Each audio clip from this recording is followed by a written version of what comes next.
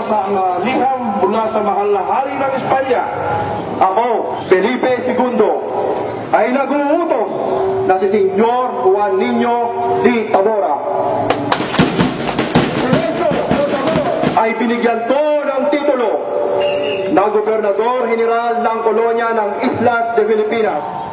Mahal na Obispo, malugod ko pong inihahatid sa inyo at pinakikilala ang mahal na Birhen na aming kasama sa aming paglalakbay mula sa malayong lugar ng Mexico, South America. Ang mahal na Birhen, Nuestra Señora de la Paz, Eben Viaje. Nag-uutos kaagad si Senyor Juan Niño de Tabora na buksan ang kinalalagyan ng imahe ng Birhen upang iharap ito sa matinding hampas ng alon at pagkaraka ay naging kalmado ang panahon. Pinatnubayan, inalagaan at kinalingat tayo ng mahal na Birhen. Inilayo tayo sa anumang sakuna, pirata at hagupit ng kalikasan.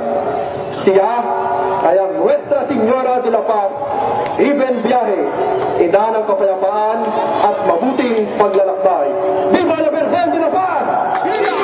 Viva el Rey de España, Felipe II de Borbón!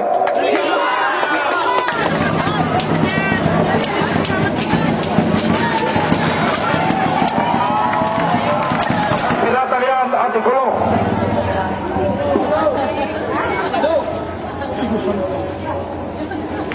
Mahal na Obispo, malugod po ninyong tanggapin ang aming halaman. La Sevilla de Camachile para la Culti. Viva la Virgen de la Paz!